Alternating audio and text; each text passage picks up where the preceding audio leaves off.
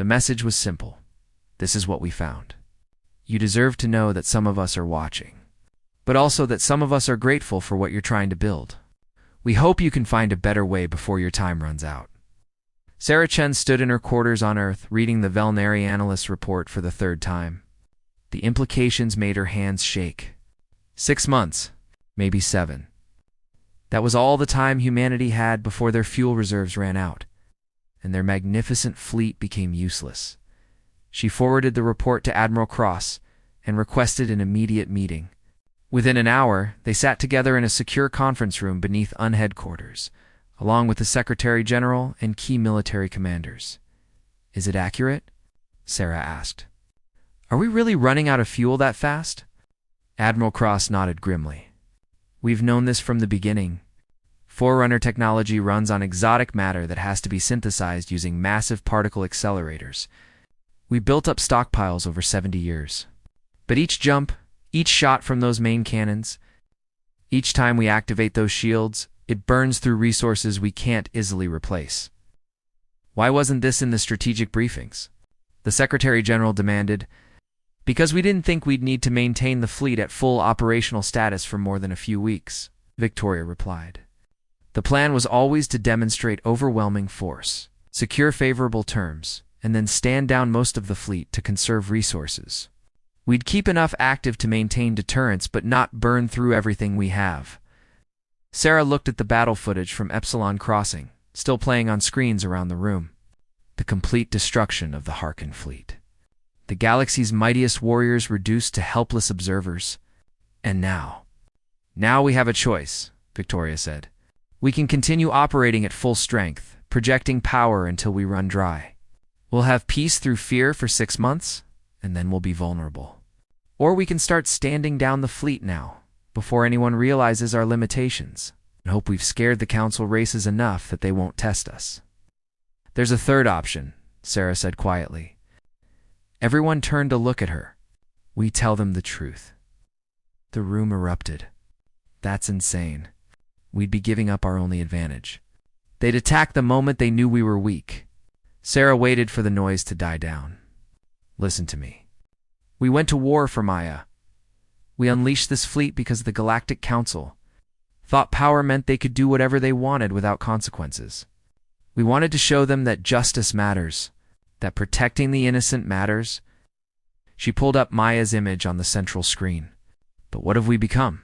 We've terrified entire civilizations. We've destroyed fleets. We've made the galaxy bow to us through fear. Is that the legacy we want for my daughter? Is that the universe she would have wanted? They killed her, someone said. They deserve to be afraid. Yes, they do, Sarah agreed. But there's a difference between justice and tyranny, between making them understand consequences and making them live in terror. If we continue down this path, if we become conquerors ruling through fear, then we've lost. We've become the very thing we went to war to stop. Admiral Cross leaned back in her chair, studying Sarah with an expression that mixed respect and concern. What exactly are you proposing? Sarah took a deep breath. We accept the Valneri analyst's offer of dialogue. We tell the Council leadership the truth about our fuel limitations. But we also show them the alternative. We propose a new framework, not us dictating terms through force, but all species working together. We offer to share some Forerunner technology, the peaceful applications, in exchange for helping us find sustainable fuel sources. They'll see it as weakness, a general argued. No, Sarah said. They'll see it as wisdom. The Forerunners left their technology as a test, right? Oracle said most species who found it used it to conquer and destroyed themselves. But some passed the test. The ones who understood that real strength isn't about dominating others, it's about building something better together. We have 6 months to make this work. 6 months to show the galaxy that humanity's greatest strength isn't our weapons. It's our values. Our willingness to choose mercy over vengeance. Our ability to turn enemies into allies. The debate raged for hours. Some argued for maintaining the deception, using fear to keep the peace until the last possible moment. Others suggested preemptive strikes to eliminate potential threats before the fuel ran out. But slowly, More voices joined Sarah's position. They had gone to war for a child, for innocence, for the principle that might didn't make right. In the end, the vote was close, but it carried. Humanity would take the risk. They would be honest about their limitations and trust that the galaxy had learned its lesson. The next day, Sarah stood before the Galactic Council once more. This time, the chamber was different. The tribunal had already begun. Thralzek, the Kralax enforcer who killed Maya, sat in a containment field, facing justice from judges representing both human and council species. His commanders faced similar charges. The council members who had endorsed the enforcement action had resigned in disgrace. Maya's law had passed with overwhelming support. Every species, even the Harkin, had voted in favor. The protection of children was now the highest law in the galaxy, but Sarah wasn't there to celebrate. She activated a new presentation, showing the energy analysis of humanity's fleet. Gasps echoed through the chamber as the implications became clear. "This is the truth," Sarah said. "Humanity's fleet is the most powerful force in the galaxy, but it's also unsustainable. We have 6 months, maybe 7, before we run out of the exotic fuel that powers our Forerunner technology. We could have hidden this. We could have used fear to control you until our fuel ran dry, but that's not who we want to be." She pulled up a new proposal. "Instead, we're offering a partnership. We'll share certain Forerunner technology's medical advances, agricultural improvements, clean energy systems with all council species. In exchange, we work together to find sustainable sources for the exotic matter our ships need. We pool our resources, our scientists, our knowledge." "And if we refuse?" Kelvin asked. "If we simply wait for your fuel to run out," Sarah smiled sadly, "then you'll prove that the Galactic Council learned nothing from Maya's death. You'll prove that you only understand force, not cooperation. And yes, our fleet will eventually run dry, but 6 months is a long time. It's enough time for us to make a lot of planets very unhappy if we choose to." She paused. "But I don't think you'll refuse. Because I've seen how you've responded to Maya's law. I've watched species who were enemies for centuries start talking about cooperation. I've seen the galaxy begin to change. Not because we forced you at gunpoint, but because you finally understood what we were fighting for." The chamber filled with urgent discussions. Species consulted with their homeworlds. Scientists reviewed the technical data Sarah had provided. Military analysts calculated the strategic implications. It was Karax who spoke first. The Harkin war leader, still bearing the shame of his defeat, rose from his seat. "The Harkin Empire has a saying, 'True warriors know when to sheath their swords.' Ambassador Chen, you have defeated us in battle. You could have humiliated us. Instead, you offer partnership." He bowed, a gesture of profound respect in Harkin culture. "We accept. The Harkin will contribute our resources to this effort." One by one, the other species joined. The Velnari offered their scientific expertise. The Zuthran Collective provided access to their vast mineral surveys. Even the Kralax, humbled by their defeat, offered their industrial capacity. Over the next 6 months, something remarkable happened. Human scientists worked alongside alien researchers, sharing knowledge that had been hoarded for millennia. Joint expeditions discovered new sources of exotic matter in previously unexplored regions of space. Manufacturing techniques were improved, reducing waste and increasing efficiency. The process wasn't smooth. There were disputes, setbacks, moments when old prejudices flared up, but every time tensions rose, someone would invoke Maya's name. A child who died because the powerful thought they could act without consequences. A little girl whose death had changed the galaxy. Sarah visited Maya's memorial on Kepler Station regularly. The monument had grown. Species from across the galaxy sent tributes, flowers from worlds humans had never visited. Crystals that hummed with alien music, holographic messages from children of a dozen races. Maya's face, smiling and innocent, looked out over a garden that represented every member species. On the 6-month anniversary of Maya's death, Sarah stood at the memorial with Admiral Cross beside her. The fleet was still operational. The joint research project had succeeded beyond anyone's expectations. Sustainable fuel sources had been found. Even better, alien scientists had suggested improvements to Forerunner technology that humanity's researchers had missed. 8. We're standing down most of the fleet, Victoria said. Keeping enough active for defense and peacekeeping? But the weapons of war are being replaced with tools of exploration and cooperation. Sarah touched Maya's statue, her fingers tracing the carved smile. She would have liked that. She wanted to be a teacher. Wanted to help people learn. Teach people, Victoria said. She taught the galaxy the most important lesson of all. That every life matters. That protecting the innocent is more important than maintaining power. That real strength comes from wisdom, not weapons. Oracle, the Forerunner AI, had one final message for humanity. It appeared on Sarah's display that evening, its ancient consciousness conveying something that might have been pride. Congratulations, humanity. Of all the species who have found our technology in 10 million years, fewer than 1% passed the test. You have proven yourselves worthy. Not because you wielded our weapons, many species did that, but because you chose to put them down, because you understood that the greatest power is the power to show mercy. The Forerunners would be proud. I am proud.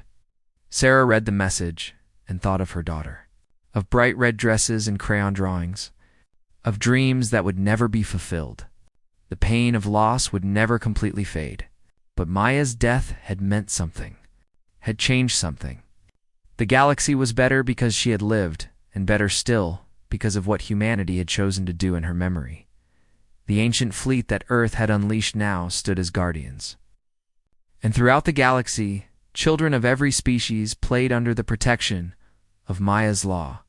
Safe because one mother had loved her daughter enough to choose hope over hatred, wisdom over wrath. That, Sarah thought, was the best memorial any mother could hope for. Her child had changed the universe, and the universe had learned to be worthy of the change. The diplomatic halls of Kepler Station gleamed under artificial lighting, a structure built at the edge of council space where humans and aliens conducted their careful business. Ambassador Sarah Chen walked through the corridors with her daughter Maya beside her. The 8-year-old girl's hand clasped firmly in her mother's palm. Maya wore a bright red dress, her favorite, and she hummed softly as they made their way to the negotiation chamber. Sarah had brought Maya along because the girl had begged to see where her mother worked, to meet the aliens from distant worlds. It was supposed to be safe. Kepler Station was neutral ground, protected by council law. Nothing violent ever happened here. The negotiation chamber held representatives from 5 different species. The Kralax sat in their reinforced chairs, their scaled bodies reflecting the overhead lights. They were enforcement specialists, the council's police force. The Velnari floated in their containment fields, translucent beings of pure energy who spoke through synthesized voices. The Zothron Collective sent 3 of their hive mind representatives speaking in perfect unison. The Harkin warriors stood at attention, their 4 arms crossed in what passed for diplomatic posture among their kind. And then there were the humans. 2 of them. Sarah and her small delegation of trade specialists. Humanity had joined the Galactic Council only 15 years ago. After stumbling upon abandoned Forerunner technology that let them finally crack faster than light travel, they were the newest members, the youngest species, the ones who had to prove themselves worthy of sitting at the table with civilizations, thousands of years old. The meeting began with standard pleasantries. Translated through dozens of languages by the station's AI, Sarah presented Earth's case for expanded trade routes, for better access to rare minerals, for fair treatment in commerce disputes. The other species listened with barely concealed condescension. Humans were useful, yes. They had interesting cultural products, and their computational technology was surprisingly advanced. But they were fundamentally insignificant. Maya sat in the corner of the room, drawing pictures on a tablet her mother had given her. She sketched aliens and spaceships, her imagination running wild with possibilities. Then the chamber doors exploded inward, Kralax. Enforcers stormed through, 12 of them, in full combat armor, energy weapons raised. Their leader, a scarred veteran named Thralzek, pointed at Sarah with one clawed hand. Ambassador Sarah Chen, you are under arrest for violations of Council Trade Law. Section 47, subsection 93. Your species has been selling unregulated computational devices to restricted zones. Sarah stood slowly, her diplomatic training kicking in. There must be some mistake. All our trade has been approved through proper channels. The devices contain AI algorithms beyond permitted parameters for junior species, Thralzek growled. You will surrender immediately and submit to council justice. The other species in the room said nothing. The Velnari dimmed slightly, their form of looking away. The Zothran Collective's 3 representatives exchanged glances, but remained silent. The Harkin warriors actually stepped back, willing to interfere in Kralak's enforcement actions. Maya, frightened by the armed aliens, dropped her tablet. It clattered on the floor. She ran toward her mother, tears streaming down her face. Mama. Thralzek spun toward the movement. His training identified a fast-moving target. His instincts labeled it a threat. His weapon fired before his conscious mind could process that he was shooting at a child. The energy bolt struck Maya in the chest. The impact lifted her small body off the ground and threw her backward. She hit the floor and didn't move. Time seemed to stop. Sarah's scream cut through the chamber, a sound of pure anguish that transcended species and language. She threw herself toward Maya, gathering her daughter's broken body in her arms. Blood stained the bright red dress, Maya. Baby, no. Stay with me. But Maya's eyes were already glazing over. She tried to speak, her lips forming the word mama one last time. And then she was gone. Sarah rocked back and forth, cradling her dead child, making sounds no human should ever have to make. The other species watched in uncomfortable silence. Thralzek lowered his weapon. For a moment, something like regret flickered across his reptilian features. But then his training reasserted itself. The target made a threatening move toward she was a child. Sarah shrieked, her voice breaking. She was 8 years old. The Kralak's enforcer straightened. Acceptable enforcement action during a lawful arrest? The juvenile should not have interfered. You will still surrender for your trade violations, and you will pay reparations for the delays caused by this incident. Sarah looked up at him, her face twisted with grief and rage. Then she looked at the other aliens in the room. The Velnari, who would not meet her gaze. The Zothran Collective, who remained perfectly still. The Harkin warriors who studied the ceiling. You're going to let this stand? She whispered.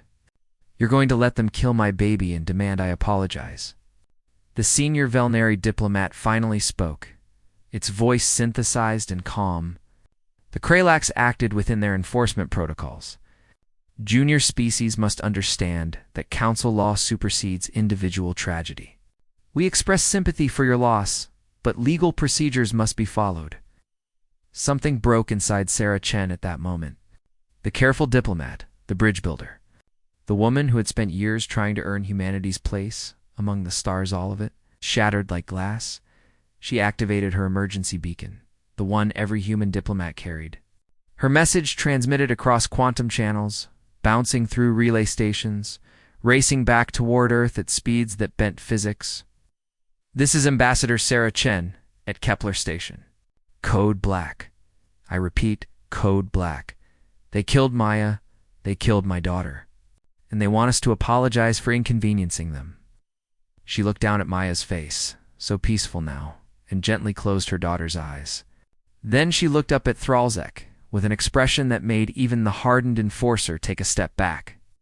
You have no idea what you've done, she said softly. You have no idea what humanity really is. Light years away, on Earth, deep beneath the Mariana Trench, automated systems received Sarah's message. Lights flickered on in facilities that had been dark for decades. Across the solar system, on the dark side of Mercury, in Saturn's rings, in hollowed asteroids, more lights awakened. Computer systems initiated startup sequences. Fusion reactors came online. Weapons that should not exist began charging. And in the deepest vault of all, an ancient artificial intelligence stirred from its patient hibernation. Oracle had been waiting for 70 years. waiting for the day humanity would need what the Forerunners had left behind. That day had come. Admiral Victoria Cross stood in the command center, buried 3 miles beneath the Colorado Rockies. She was 68 years old, a veteran of conflicts most humans didn't know had ever happened. Her silver hair was tied back in a tight bun, and her uniform bore no decorations despite 5 decades of service. The medals she'd earned were classified above top secret. Around her, displays flickered to life, showing star maps, fleet positions, and weapon readouts. Officers who had been on standby for their entire careers rushed to their stations. They had trained for this moment, drilled for it thousands of times, but none of them had truly believed it would come. Confirmation on Code Black, her communications officer reported, Ambassador Chen, Kepler Station. Her daughter was killed by Kralax enforcers during a diplomatic incident.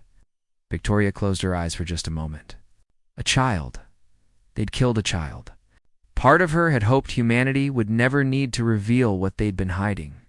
But another part, the part that had spent 70 years preparing for war, felt something cold and sharp settle in her chest.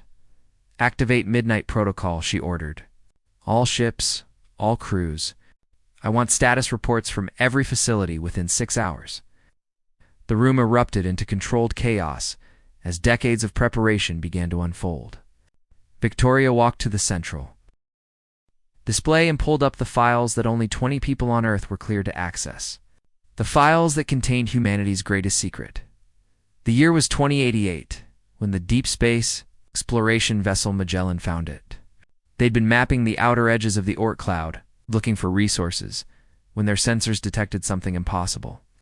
A structure, a ship. Not human-made. Not like anything humanity had ever imagined. Captain Jennifer Torres had led the boarding party personally. What they found inside changed everything. A Forerunner dreadnought, damaged but functional, maintained by an AI that had been waiting for millions of years. The ship was 3 kilometers long and contained technology that made humanity's best science look like stone tools. But it was what the AI told them that mattered most. The Forerunners hadn't disappeared. They hadn't been destroyed. They'd transcended, moved beyond physical form. But before they left, they'd scattered their weapons across the galaxy. It was a test, the AI explained. A test to see what younger races would do with such power. Most races who found Forerunner technology used it to conquer and dominate. They burned themselves out within centuries, destroying everything they touched. The Galactic Council races had found scraps, bits and pieces, just enough to reverse engineer basic FTL drives and energy weapons. They'd built their entire civilization on stolen crumbs. But the Magellan had found something more. The AI, which Torres had nicknamed Oracle, knew the location of the arsenal. A hidden megastructure containing thousands of intact Forerunner warships waiting in perfect stasis. Oracle would grant access to any species it deemed worthy of the test. The question was simple. What would humanity do with unlimited power? 70 years ago, the United Nations Security Council had made a decision. They would take the power. They would study it, reverse engineer it, build their own fleet in secret, but they would not reveal it. They would not use it for conquest. They would integrate slowly into galactic society, learn about the other races, understand the political landscape. They would appear weak, humble, eager to learn, and they would wait. They would wait until the day someone pushed humanity too far. Until the day the galaxy needed to learn that humans were not prey. Victoria pulled up the fleet roster. The public fleet, the one the Galactic Council knew about, consisted of 400 conventional warships. Decent ships, competitive with Council designs, nothing special. Those ships were theater. A magic trick to keep eyes looking the wrong direction. The real fleet was something else entirely. Hidden shipyards on Mercury's dark side had been building vessels for 7 decades. In Saturn's rings, entire battle stations floated disguised as ice chunks. Hollowed-out asteroids contained manufacturing facilities that could produce a dreadnought. Every 3 months, the inventory made Victoria's breath catch, even though she'd read it 1,000 times. 2,417 Forerunner-class warships. Everything from corvettes to Titan-class world ships large enough to have their own gravity, weapons that could crack planets, shields that could withstand stars, faster-than-light drives that made Council technology look like sailing ships compared to jets and crews. Tens of thousands of men and women who had trained their entire lives for a war they hoped would never come. They'd lived in secret. Their families told they worked for deep space mining operations or long-range exploration. They'd sacrificed normal lives so that humanity would have a sword in the darkness if it ever needed one. Reports began flooding in. Mercury Shipyard 3 was fully operational. Saturn Station Echo reported all battle groups ready. The asteroid facilities were bringing their manufacturing plants online. All across the solar system and in hidden bases beyond, humanity's secret fleet awakened. Victoria's tactical officer pulled up the latest intelligence from Council space. Admiral, we're tracking Galactic Council communications. They've issued a formal demand that Earth surrender Ambassador Chen for trial and pay. Reparations of 50 billion credits for the trade violations. They want us to pay them? Someone muttered. After murdering a child? Victoria's jaw tightened. She opened a secure channel to the UN Security Council. The 15 faces appeared on her screen. World leaders brought together by emergency protocols. The Secretary-General spoke first. Admiral Cross, we've all seen Ambassador Chen's message. We've all read your assessment. The question before us is simple. Do we reveal ourselves? Do we go to war? Victoria chose her words carefully. Maya Chen was 8 years old. She was running to her mother, and they shot her. Then they demanded we apologize. She paused. The Galactic Council views us as children playing at civilization. Junior species who got lucky finding some old technology. They think we're weak. They think we'll accept this because we have no choice. And if we show them they're wrong? The Chinese premier asked. If we reveal what we've built, this will change everything. The entire galactic order will collapse. Needs to collapse, the African Union representative said quietly. A system that allows the murder of children and calls it acceptable enforcement action is a system that deserves to burn. The vote was unanimous. 15 nations, speaking as one voice for all of humanity. Victoria had never been more proud of her species. Admiral Cross, the Secretary-General said formally, the United Nations Security Council hereby authorizes Operation Reckoning. You will deploy the Hidden Fleet. You will make the Galactic Council understand that humanity is not their victim. And you will bring justice for Maya Chen, Victoria saluted. For Maya, round the world, the phrase echoed. In the secret shipyards, in the hidden bases, in every facility where humanity's warriors had waited in the shadows. For Maya, for every human child, for every time the galaxy had dismissed them as insignificant, the Hidden Fleet began to move. Ships emerged from concealment, their forerunner engines igniting with power that bent space itself. They formed up in groups, battle fleets that could destroy worlds. And they set course for Council space. At Kepler Station, Sarah Chen still held her daughter's body. The Kralax enforcers were trying to restrain her when her communication device activated. A message from Earth. 3 words that made her look up with tears streaming down her face. We're coming home. In the depths of space, Oracle calculated trajectories and weapon solutions. The test was about to enter its final phase. Would humanity use their power for righteous justice or blind vengeance? Would they become the monsters they fought? Or would they prove themselves worthy of what the Forerunners had left behind? The galaxy was about to find out what happened when you made humanity angry. Commander James Wu watched his tactical display with the calm of a man who had spent 40 years preparing for this exact moment. His ship, the UN's Forerunner's Fury, hung in space at the edge of Kralax territory with 200 other warships. Behind them, hidden in the vast darkness between stars, another 1,000 vessels waited in reserve. The Fury was beautiful in a way only instruments of perfect destruction could be. 3 kilometers of Forerunner engineering, its hull composed of materials that Earth's scientists still didn't fully understand. Its weapons could punch through any shield the Council races possessed. Its drives could outrun anything in known space. And right now, every system was primed and ready for war. Sir, we're receiving the Council's official response to Earth's withdrawal, his communications officer reported. There, laughing at us. James allowed himself a cold smile. Put it on speakers. The translated message came through in the pompous tones of a Velnary senior diplomat. The human species has chosen to remove itself from galactic society over an unfortunate but legally justified enforcement action.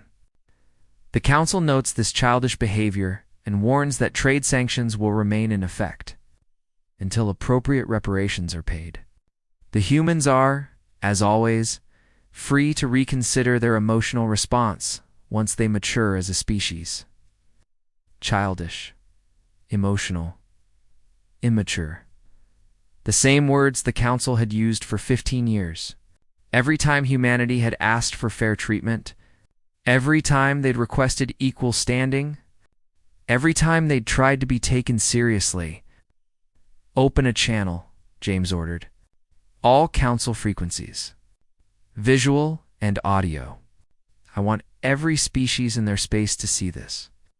His communications officer worked quickly. Channel open, sir.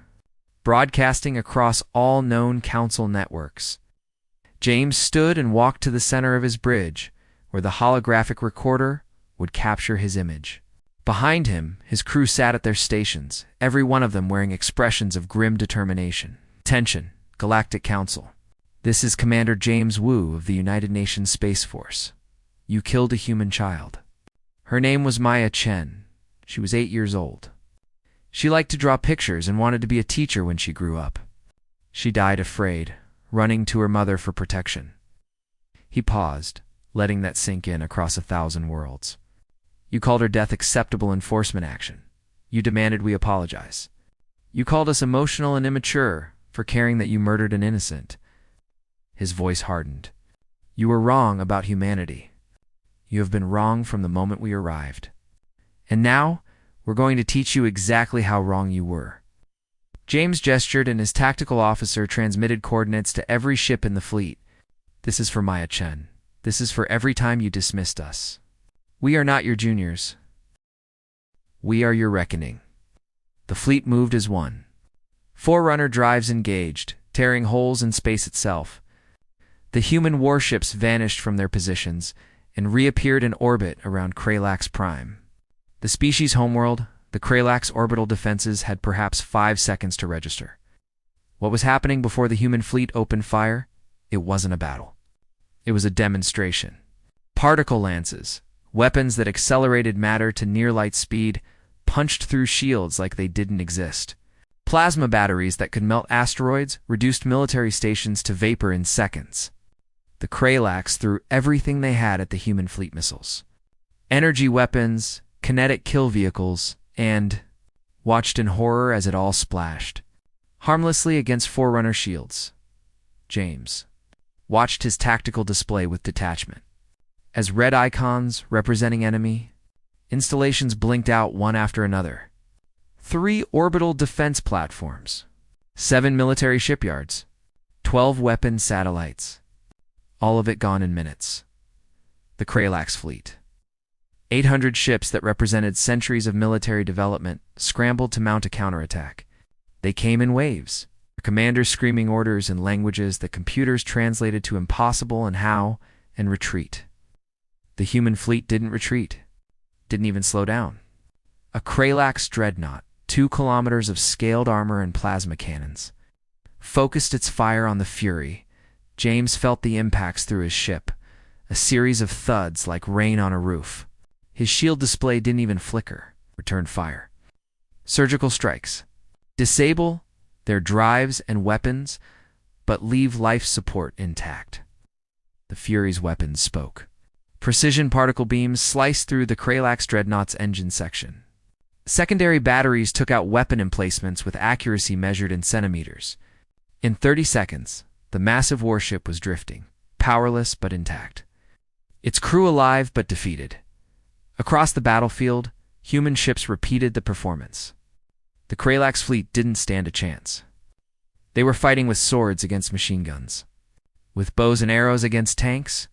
The technological gap was so vast that it stopped being combat and became something. Closer to a classroom demonstration. 17 minutes after the battle began, it was over. The Kralax fleet was reduced to drifting hulks. Their orbital defenses were silent. Their military infrastructure was in ruins. And not a single human ship had taken meaningful damage. James opened the channel again. Attention, Kralax Prime, your fleet is defeated. Your defenses are neutralized. We could crack your planet like an egg. We could boil your oceans. We could do to every Kralax what your enforcer did to Maya Chen. You let that hang in the air. But we won't. Because unlike you, we understand the difference between justice and slaughter. He transmitted coordinates. We are designating 3 systems as human-controlled territory. You have 72 hours to evacuate all Kralax citizens and military personnel. Any ships remaining after that deadline will be destroyed. This is not a negotiation. On Kralax Prime, billions watched their sky fill with human warships. Their leaders, the same ones who had authorized the enforcement action at Kepler Station, fled to their bunkers.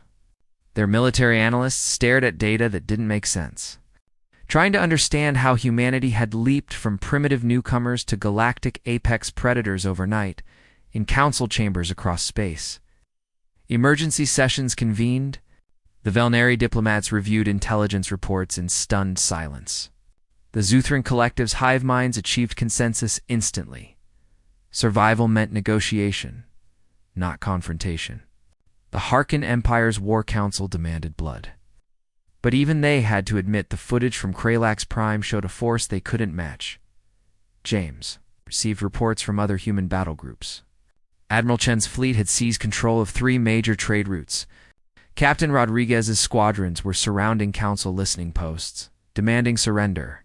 Across Council space, humanity was moving like a scalpel, precise and unstoppable. His science officer looked up from her console. Commander, we're detecting a massive energy buildup in the Kralax home system. One of our Titan-class ships is preparing to deploy a Harbinger device. James checked the authorization codes. Directly from Admiral Cross. He understood the message. The Council needed to see not just humanity's strength, but the full scope of their technological advantage. The Titan-class ship, the UN's Prometheus, positioned itself near Kralax Prime's sun. The device it deployed was small, barely larger than an escape pod, but when it activated, it interfaced directly with the star's magnetic field. The sun pulsed. A wave of electromagnetic energy exploded outward at the speed of light, washing over the entire system. Every electronic device not shielded by Forerunner technology died instantly. Ships went dark. Stations powered down. On the planet below, cities plunged into darkness, but organic life remained unharmed. The Kralax citizens looked up at their dark sky, at the human ships still gleaming with power overhead, and understood. Humanity had the power to kill them all, to end their species with a gesture, and had chosen not to. The message James broadcast was simple. This is mercy.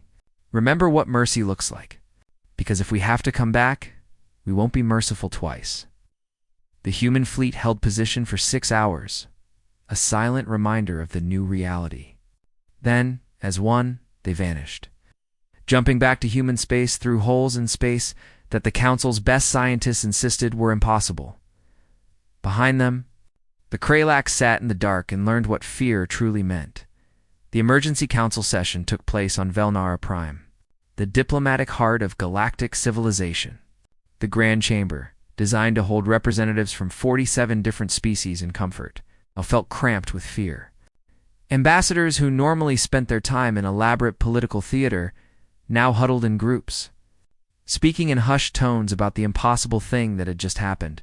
Sarah. Chen walked into the chamber 6 days after her daughter's death. She wore black, traditional mourning clothes from Earth. Her eyes were red from crying, but her spine was straight and her head held high. She wasn't here as an ambassador anymore. She was here as a mother who had buried her child. And she was here as humanity's prosecutor, the Council's acting chairman. A Velnari named Kelvin floated at the center of the chamber. His energy form pulsed with agitation. Ambassador Chen, we express our condolences for your loss, but surely we can discuss. Sit down, Sarah said quietly.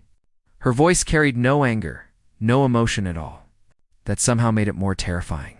All of you, sit down and listen. The chamber fell silent. Species that had commanded fleets and ruled worlds for thousands of years found themselves obeying a human woman who had every right to see them all burn.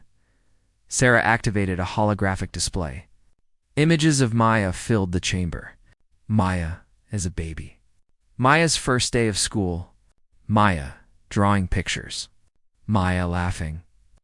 The last image was from Kepler's station, security footage of the moment Thrall's X-weapon fired. This is what you call acceptable enforcement action, Sarah said. An 8-year-old child, running to her mother, shot dead because your enforcer couldn't tell the difference between a threat and a frightened little girl. She cycled through more images. The Kralax fleet destroyed. Their orbital defenses silent. The demonstration at their sun. This is what humanity calls justice. We could have killed every Kralax.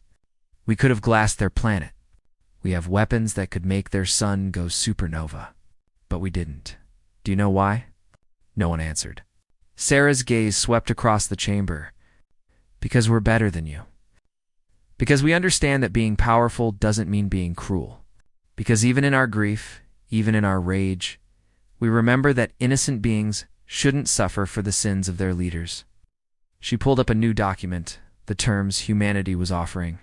They appeared on every ambassador's display, translated into dozens of languages simultaneously. These are our demands, not requests, not negotiations, demands. The terms scrolled past. The Kralax enforcer who killed Maya, his entire chain of command, and every council member who voted to support the enforcement action would face trial. Under a joint human council tribunal, council space would be reorganized. The concept of junior and senior species was abolished, effective immediately. All species would have equal voting rights. Human military forces would maintain permanent garrison fleets in strategic locations to ensure compliance. And finally, Maya's law, the killing of any sentient child, regardless of species or circumstance, would become the highest crime in galactic law, punishable by all member races. No exceptions. No justifications. You have 24 hours to accept these terms, Sarah said. If you refuse, humanity will withdraw from galactic society entirely. We'll take our technology, our trade, and our protection with us. And the next time you need help, the next time some threat emerges that you can't handle, we won't be there. The Harkin Empire's representative, war leader Karax, slammed his 4 fists on his table. This is outrageous. You expect the proud Harkin to bow to a species that joined the Council 15 years ago? We are warriors. We have fought for 10,000 years. Sarah looked at him without expression. Then fight. Please. Give humanity an excuse to show the galaxy what our weapons can really do. We've been holding back. The Kralax battle was a demonstration, a warning. You haven't seen what we can do when we stop being polite. Karax stood, his massive frame trembling with rage. The Harkin Empire rejects your demands. We will not submit to threats from primitives. Our fleet will teach you respect. Around the chamber, other species shifted uncomfortably. The Velnary diplomats exchanged urgent communications. The Zothran Collective's representatives began whispering in their eerie unison. They had all seen the footage from Kralax Prime. They had all run the calculations. Humanity's technology was beyond anything they possessed, but the Harkon were proud. Too proud to accept what their eyes told them. Sarah nodded slowly. Admiral Cross, did you receive that? We did. Victoria's voice came through the chamber's speakers, making several ambassadors jump. War leader Karax, you have declared your intention to attack human forces. The Harkin Empire is now in a state of war with humanity. Karax laughed, a booming sound. Good. Finally, a real battle. We will show you how warriors fight. Our reserve fleet, 3,000 capital ships. We'll crush your upstart fleet and remind the galaxy why the Harkin are feared. I look forward to it, Victoria replied. We'll meet you at Epsilon Crossing in 48 hours. Bring everything you have. The channel closed. Karax stormed from the chamber, followed by his delegation. Several other species ambassadors moved to follow, but hesitated at the chamber doors. They wanted to see how this would play out. Sarah remained at the center of the chamber. She pulled up one more image. Maya, smiling at the camera, her whole life ahead of her. I loved my daughter more than anything in this universe. And you took her from me. You can never give her back. You can never undo what you've done. But you can make sure it never happens again. You can build a galaxy where no other parent has to stand where I'm standing.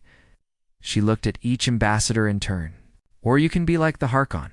You can let pride and tradition matter more than doing what's right. And you can face the consequences. Kelvin floated forward. Ambassador Chen, Sarah, the Velnari have reviewed your terms.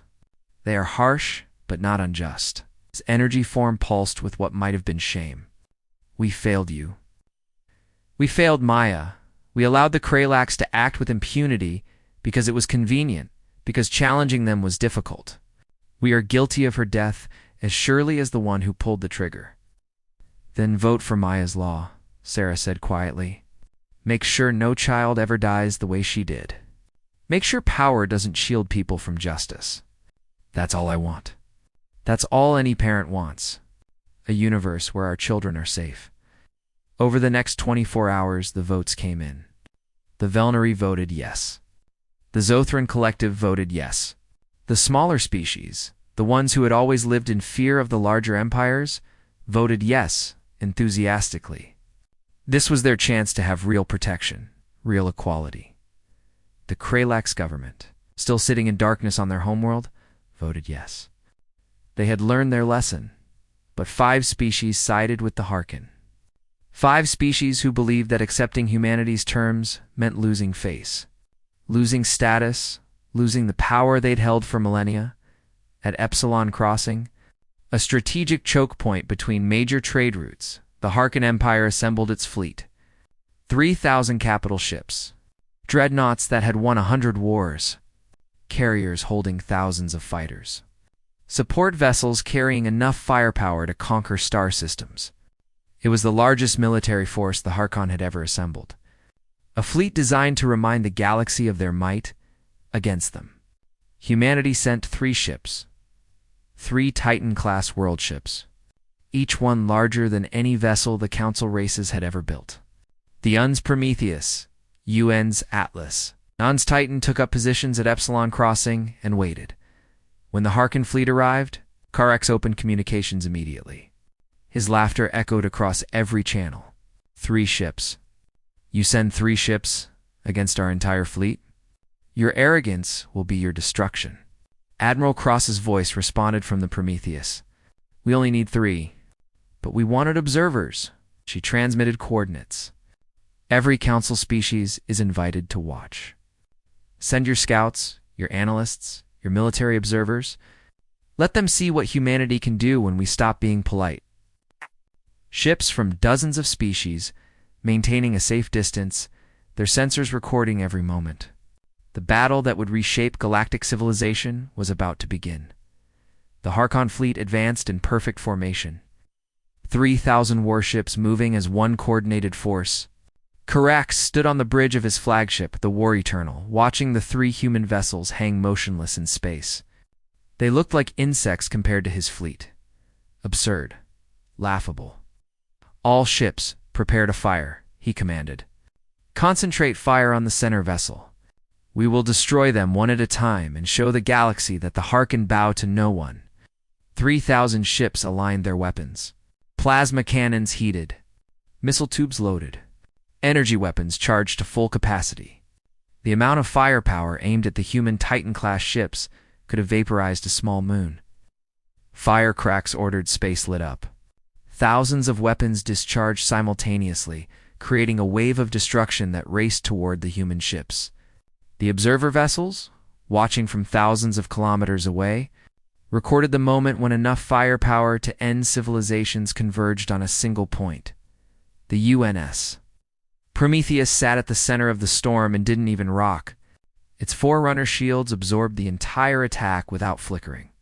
The energy weapons splashed across its hull like water against a mountain. The missiles detonated harmlessly. The plasma dissipated into space. On the War Eternal's bridge, alarms screamed. No damage, War Leader. Their shields are holding at 100%. Our weapons had no effect. Karex stared at his displays in disbelief. That was impossible. No shield could withstand that much concentrated fire. No technology in Council space could. The three human ships moved. They didn't accelerate gradually like normal vessels. They simply appeared in new positions, their forerunner drives bending space in ways that made physics professors weep. The Prometheus materialized in the center of the Harken formation. The Atlas and Titan took up positions on the flanks. Admiral Cross's voice echoed across every channel. You wanted to see how warriors fight? Allow us to demonstrate. The Prometheus's main cannon fired once. A single particle beam, accelerated to 99.9% of light speed, punched through the War Eternal's shields, armor, and hull like they were tissue paper. The beam entered the ship's prow and exited its stern, leaving a perfectly circular hole 3 meters wide. The beam continued on, striking for more Harken dreadnoughts behind the flagship, crippling them all with a single shot. Secondary weapons from all 3 Titan-class ships opened fire. But these weren't the surgical strikes the humans had used on the Kralax. These were demonstrations of raw power. Plasma batteries heated to temperatures hotter than stars. Kinetic weapons that hit with the force of asteroids. Energy beams that didn't just disable ships, but cut them in half. The Harken fleet tried to fight back. They launched fighters by the thousands. Brave pilots flying toward the human ships in waves. The human point defense systems tracked every fighter simultaneously, destroying them with precision that seemed almost insulting. Not a single fighter reached weapons range. The Harken dreadnoughts tried ramming maneuvers. Ancient tactics born from a warrior culture that valued courage over sense. The ships that crashed into the Titan-class vessels crumpled like aluminum cans against steel walls. The human ships didn't even slow down. Commander James Wu watched from the Forerunner's fury, positioned with the rest of the human fleet just outside the battle zone. He felt no joy in what he was witnessing. The Harken were brave. Their pilots faced certain death without hesitation. Their crews fought with everything they had. But courage meant nothing against a technological gap this vast. It's like watching ancient warriors with bronze swords charge a modern tank, his tactical officer murmured. Brave, but pointless. The battle lasted for hours. Not because the Harken were winning, but because there were so many of them. The 3 Titan-class ships systematically disabled every vessel in the Harken fleet. Moving through them with mechanical efficiency, they targeted engines, weapons, and shields while deliberately avoiding life support. They were destroying the Harken's ability to fight while keeping their crews alive by the end. 3,000 Harken warships drifted in space, powerless and defeated.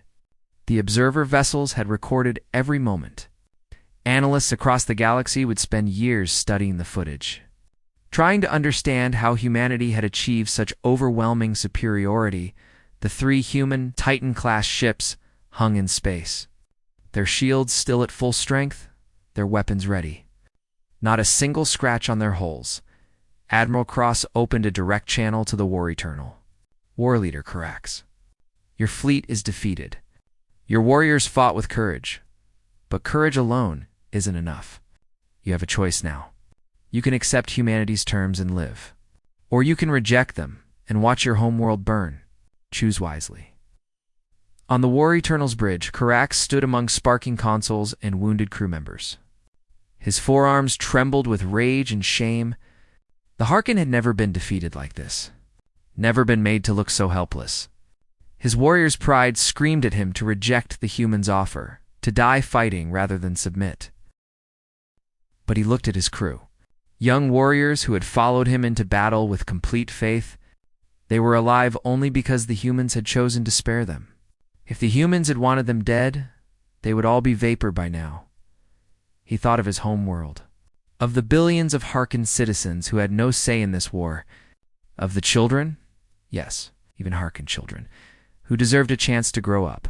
The memory came unbidden, footage he'd seen of the human child. Maya Chen, running to her mother, afraid, dying. For the first time in his long military career, Carax felt shame. Not for losing the battle, for why the battle had been necessary in the first place. "Accept your terms," he said, each word like swallowing broken glass. "The Harkin Empire will submit to the tribunal. We will accept Maya's law, cross-council space." The remaining holdout species watched the recordings and made their calculations. If the mighty Harkin could be defeated so completely, what chance did they have? Within hours, the remaining 5 species voted to accept humanity's demands. But in a secret facility far from public channels, 3 Velnari intelligence analysts studied different data. While everyone else focused on the battle footage, they tracked something else: the energy signatures of the human Titan-class ships, the power consumption, the exotic matter requirements for those Forerunner drives. Dr. Selva, the lead analyst, compiled the report with growing concern. The humans are burning through resources at an unsustainable rate. These Forerunner systems are incredibly powerful, but they require rare elements that don't exist in large quantities anywhere in known space. If our calculations are correct, they can maintain their current fleet operations for 6 months, maybe 7. After that, their advantage disappears, her colleague finished. They'll still have superior technology, but without fuel, their ships become very expensive statues. Selna looked at the data one more time, checking her math. The implications were staggering. Humanity had won their war through overwhelming force, but it was a bluff with a time limit. If the Council races learned this and coordinated a long-term resistance, they could wait out humanity's fuel reserves and counterattack. When the humans were vulnerable, she encrypted the report with the highest security protocols and prepared to send it to the Velnari High Council. Then she hesitated. Her people had voted to accept humanity's terms. Maya's law was already being drafted into official council legislation. The tribunal was being organized. If she shared this intelligence with the Velnari government, they would share it with their allies. Some would see it as an opportunity for revenge. Others would use it as leverage in negotiations. Either way, it would prolong the conflict. More people would die. More children would lose parents. More parents would lose children. She thought of the human mother, Sarah Chen, standing in the council chambers with her grief laid bare. She thought of Maya's law, which would protect children of all species, including Velnari children. Selna made a decision that went against every instinct of her diplomatic training. She deleted the encrypted report to the High Council. Then she opened a different channel, one that routed through multiple secure proxies and sent her data to a single recipient, Ambassador Sarah Chen, Earth. The message was simple. This is what we found. You deserve to know that some of us are watching, but also that some of us are grateful for what you're trying to build. We hope you can find a better way before your time runs out.